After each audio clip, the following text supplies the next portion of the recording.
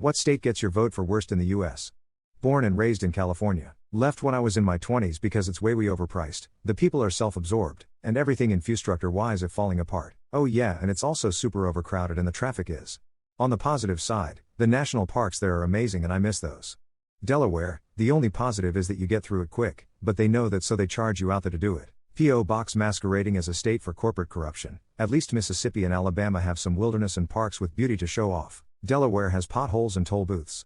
Depression. I've moved from the western part of the US to the East Coast, but I can't seem to leave that state. Also, Arizona is a monument to man's arrogance. I am a native Californian and I can agree that LA smells like. If you decide to come back, go to Pasadena or something. Even Northern Cali's wine country should be wonderful. Also, if you like to eat, Hollywood, Inglewood/LA, Silver Lake, Echo Park, should be cool. Super trendy, but hidden food gems. I visited the US last year. I've been to California, Nevada and Colorado. I have to say California, never going back there again, especially San Francisco. Edit, chill people, I'm just stating my opinion Lamau. No need to send me hate messages lol. I traveled for decades and spent time in every state in the Union. There's really not a lot of distinction between the worst states. They are all trademarked by virulent ignorance and systemic poverty, racial animus, and a huge dependency on federal financial assistance to function. Kentucky, consistently amongst the worst performers in education. Consistently amongst the poorest states of the Union. Consistently home to Mitch McConnell. Consistently capable of doing better and consistently refusing to do so. I ranked KY higher than others because they are actually in a really good location. They have things that would appeal to a lot of people. Cheap land, low taxes, but they just can't seem to break through to not being this backwards Appalachian coal mine. Texas, worst power grid in the US, full of bigots and hypocrites and people who would rather see children die than to have better background checks for gun ownership. Ohio, plastic dirty white sneakers and dirty jeans with tight shirts worn by every male along with white supremacy complex from drug users with no teeth. Seriously. Lol. Men who have cut ties with their friends, what happened? Explicitly cut ties and not just have the friendship kinda end? Girl I was in love with, which she was well aware of. One of my friends at my 18th birthday party. Afterwards I told her I didn't want to see her until at least the next time we had to for our graduation party months later. Quit an interesting play over it as well because she was part of the theater group, and hashtag X200B. The other time, honestly I don't quite remember. I was moving at the time, we became close friends very quickly and it ended just as quickly. All I can recall is that I was so mad I wrote a pretty lengthy message laying out a lot of BS, but I don't remember what it actually was. To cut it short, he wasn't a great friend. More in depth is that he would disappear for months at a time and just come back randomly, and when we talked, he would make fun of things that I used or had and try to deny that he would say those things even though multiple of my other friends agreed he said those things to them as well. And he constantly put things above us. And understand that people are busy, but even when he wasn't doing anything he automatically has something to do. So me and my friends came to an agreement to cut him off for good. Was going through some mental health stuff. They were hostile to it rather than being supportive. Started to think back generally and remembered that most of the time I was going through something they were either negative or didn't really care. I was the funny friend and just stopped being funny to see if they'd notice. They didn't, they just found new friends. After all of that compounded, I just stopped talking to them altogether. They really only seemed to notice I was gone after like 2 years when they reach out again. And again their tone was accusatory as if there was nothing they could think of that would drive me away. Good riddance.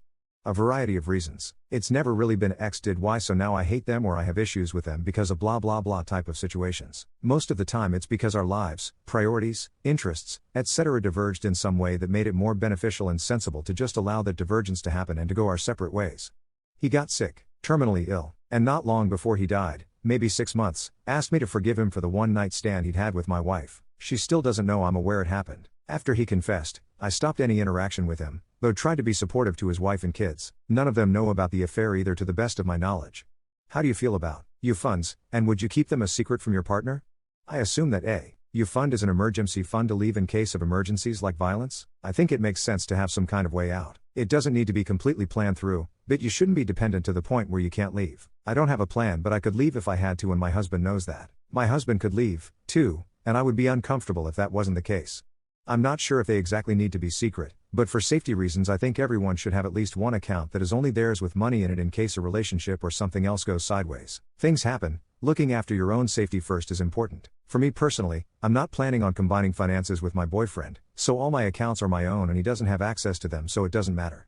U funds aka runaway funds aka whatever you want to call it funds are a secret account if money you keep in case you need to leave your partner. Originally, as I heard it, it was for stay-at-home moms and housewives to have an emergency fund to leave their spouse in case he became abusive. It's not for secretly cheating on your partner or flat out abandoning them. It's for when he beats you at 3 a.m. and you need to leave with no preparation and can't guarantee that he won't lock you out of the joint account. I am in favor of them as long as they are used in case of abusive emergency and not just for something your spouse said don't buy. I had to look up what that was. Seems like the general consensus is having enough money to quit your job at any point. So, yeah, I'd tell my partner. Never heard it called that before, but having a safety net is wise. I've heard of women keeping these funds, especially if they've been in an abusive situation before. It's probably not a bad idea for everyone to keep a separate savings account. Telling your partner might defeat the purpose of having the fund in the first place.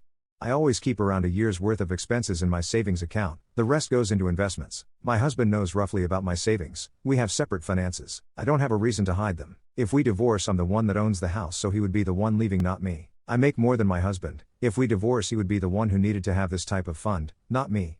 What is that? I would just keep my finances separate from the relationship. We can have a joint account if we are living together for shared expenses, but otherwise my money is mine to do with, as theirs is their own to do with, and that wouldn't be a secret.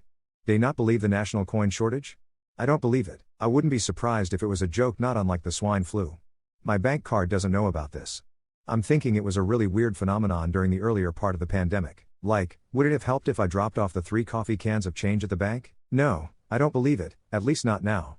Yeah, it doesn't make sense to me. If anything, the pandemic would have influenced people to use card or electronic payment more to reduce physical contact. I feel like the national coin shortage was just an excuse to get people to turn their change in so that the government could collect it. What is the longest amount of time you have been single for? From the time I turned 1 to now. 14.5 years.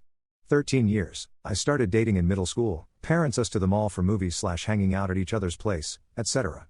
1 year, which is this past year for me. Most of my life my only official relationship lasted 3.5 years. Everything else was just unsuccessful attempts to date, FWBs or having crushes.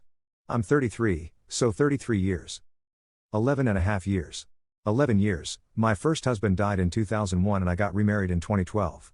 I'm 30. So 30 years. Whole life. 21 years. What's the one film that everyone thinks is a masterpiece but is actually way overrated?